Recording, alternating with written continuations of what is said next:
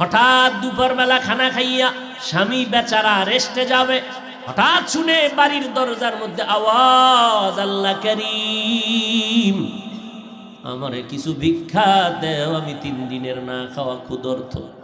স্ত্রী ডাক দিয়া কয়, স্বামী আমার একটু রেস্টে পড়ে যাও, ভিক্ষুকের বিদায় দাও, লোকটা অসহায়। স্বামীর মাথা গরম, জীবনে কেউরে ভিক্ষা দেই না, সময় নাই, যখন তখন মনে চায় দরজায় দাঁড়াইছে, কত বড় বেয়াদব, গালাগালি শুরু করছে।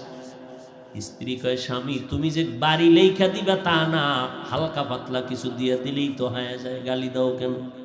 আমার আব্বা জানের দেখি নাই যে জীবনে কারোরে গালি দিছে এবং কটু কথা বলছে, এবং জীবনে আমার বাবাই কোনো ভিক্ষুকেরে খালি ফিরায় নাই। আমি তার সন্তান, আমার কষ্ট লাগে ভিক্ষুকেরে খালি ফিরাইয়া দিতে। স্বামী বেচারা দুর্ব্যবহার করে, কয়, এই বিবি মন চাইলে তুই যাইয়া দিয়া দে, আমার সামনে আর এই বিষয়ে কথা বলবি না। স্ত্রী বলে, আমি তো পর্দাওয়ালা ঘরের নারী, আমি তো বেগানার সামনে যেতে পারি না, জাহান্নামের ভয়। ও স্বামী তুমি যাও।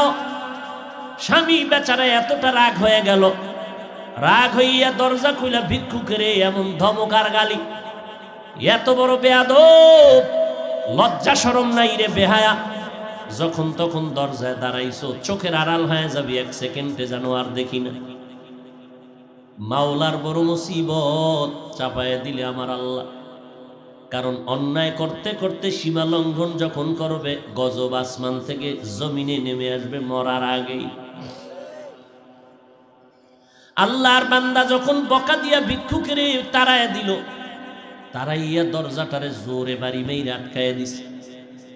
ভিক্ষুকটা রাস্তা দিয়া যায় আর চোখের পানি ছেড়ে কান্না করে, আর আসমানের দিকে তাকায়, কয়, আসমানের মালিক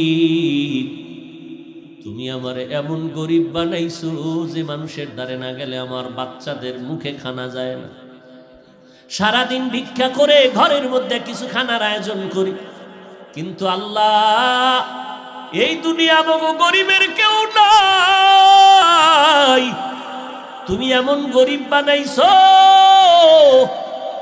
তবে তোমার কাছে আজকে একটা কলিজায় মানাইতে পারি না, বিচার দিয়া গেলাম।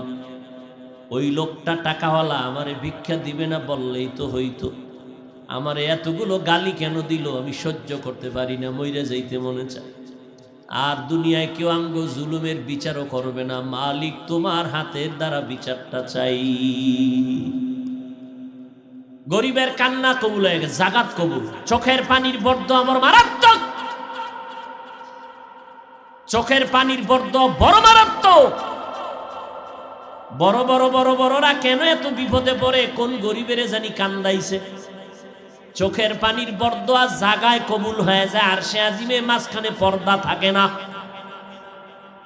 এবং কবুল হওয়া মাত্র গজব শুরু হয়ে যায়। আল্লাহর বান্দা কান্না করেছে, ঘরের মধ্যে তুমুল ঝগড়া শুরু হয়েছে।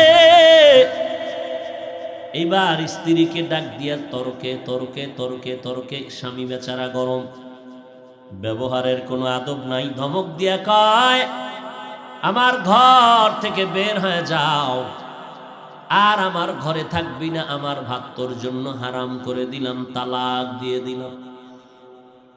নিয়ামত আল্লাহ দিছে, লাথি মেরে সেই নিয়ামতের তাড়ায় দিছে।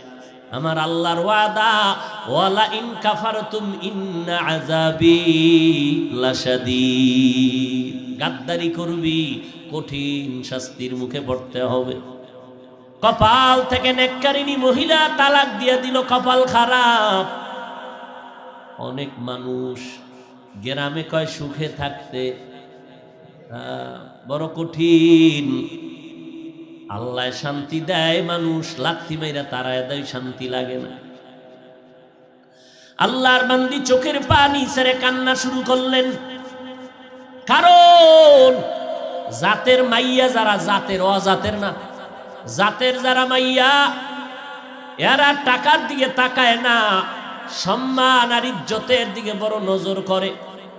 আমি জাতের মেয়ে, জীবনে কলঙ্ক আসবে কেন, স্বামী খারাপ পাই ভালো পাই, জীবনে আমার স্বামী হবে একজন আর কেউ না। কলঙ্কের বোঝা নিতে চাই না, কে তার কান্না থামাবে? বাধ্য হইয়া আল্লাহর বান্দি কান্না করে করে করে করে বাবার বাড়ি চলে গেল। ও বাবা, আমার কপাল খারাপ, আমার স্বামী আমারে বিদায় করে দিয়েছে। বিয়ার বর হতে আজ পর্যন্ত স্বামীর খেদমতে কোনো ত্রুটি করি নাই, কিন্তু এক গরিব ভিক্ষুকের সুপারিশ করতে গিয়ে আজ আমার তালাকের স্লোগান চলে আসলো।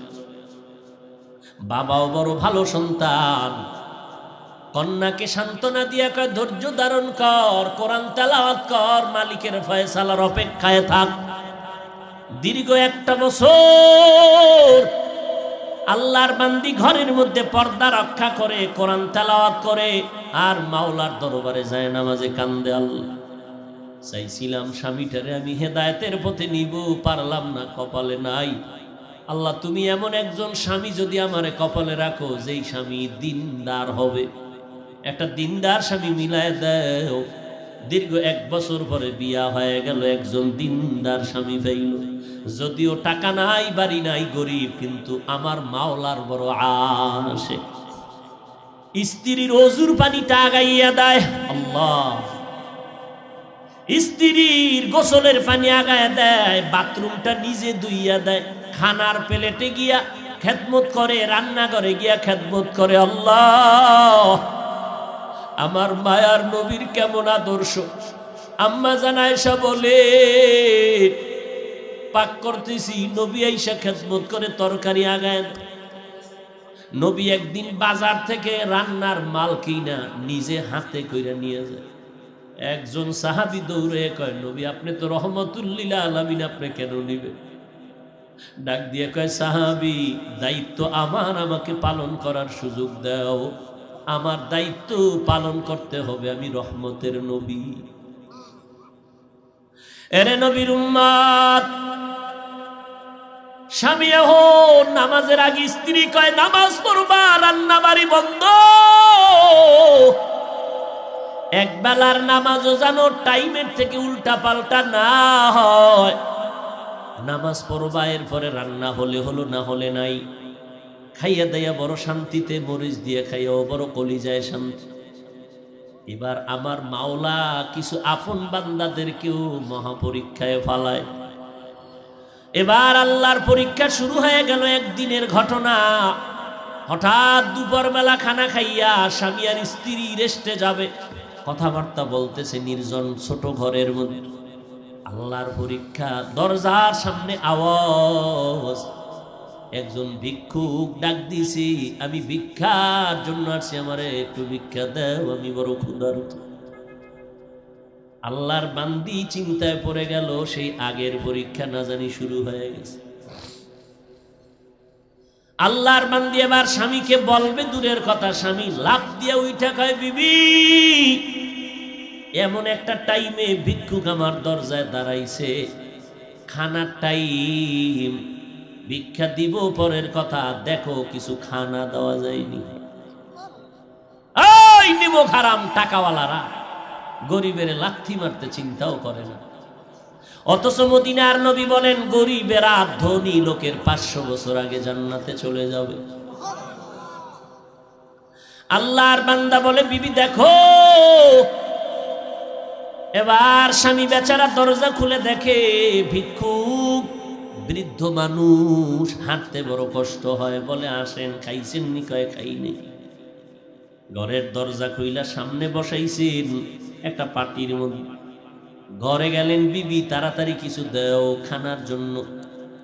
খানা দানা তেমন নাই, যা কিছু আছে দিয়ে তরকারি দিয়ে খানা দিল। আল্লাহর বান্দা খানা দিলেন, ভিক্ষুক ঘরের সামনে বসে বসে খানা খায়। হঠাৎ ঘরের মধ্যে আল্লাহর বান্দির নজর একটা পড়ে গেল ওই ভিক্ষুকের চেহারার মধ্যে। আল্লাহর বান্দি মহিলা ভিক্ষুকের চেহারায় অনিচ্ছায় নজর পড়ার পরে কেমন যেন শরীরের মধ্যে একটা কম্পন শুরু হয়ে গেল। মহিলা ঘরের মধ্যে গিয়া বালিশ চোখের সামনে নিয়ে কাপড় দিয়া চেপে কান্না করে। স্বামী ডাক দিয়া কয়, বিবি তুমি কেন কান্না করো? বলে, আল্লাহর কুদরত দেখে কান্না করি। বলে, কি আল্লাহর কুদরত? বলে, ও স্বামী তুমি জানো না, যেই ভিক্ষুকটারে তুমি খানা দিয়েছো ওই ভিক্ষুকটার চেহারায় আমার নজর পড়েছে। আমার মনে সন্দেহ জাগতেছে, যেই লোকটা সামনের দরজায় বসা ভিক্ষার থালা নিয়ে আসছে, আমার কেনই যেন মনে হয় আমার আগের স্বামীর চেহারার মতো দেখা যায়। এবার স্বামী বেচারা চোখের পানি ছেড়ে কান্না করে, বিবি গোপন রাখতে চাইছিলাম, বলতে চাইছিলাম না, যেহেতু তুমি ধরেই ফেলেছো শুনে নাও, মাওলা কিন্তু সীমা লঙ্ঘন পছন্দ করেন না। তোমার মতো একটা নেককারিনী বিবি পাইয়া আল্লাহ বেজার হয়েছে। বলো বিবি, তোমার ওই স্বামীর সাথে দূরত্ব কেন হয়েছিল? বলে একটা ভিক্ষুকের ভিক্ষাকে কেন্দ্র করিয়া আমার স্বামী গালাগালি করেছে, ভিক্ষা দেয় না, আমার আল্লাহ বেজার, তালাক দিয়েছে। আল্লাহর বান্দা ডেকে বলে, স্বামী বিবি আমার মাওলা যে কেমন দয়াময় মালিক, আমার আল্লাহ কেমন দয়াময়, কেমন রহমান, আমার আল্লাহ বড় দয়াশীল, আমার আল্লাহর মতো দয়াময় কেউ নাই। ওই স্বামীর ঘরে তুমি যেদিন ছিলা, ভিক্ষুক গিয়া ভিক্ষা চাইছিল, তোমার স্বামী কি ব্যবহার করেছিল? বলে, ও স্বামী আমার ওই পুরুষটা চূড়ান্ত গালাগালি করে ভিক্ষুকের কাঁদাইছে।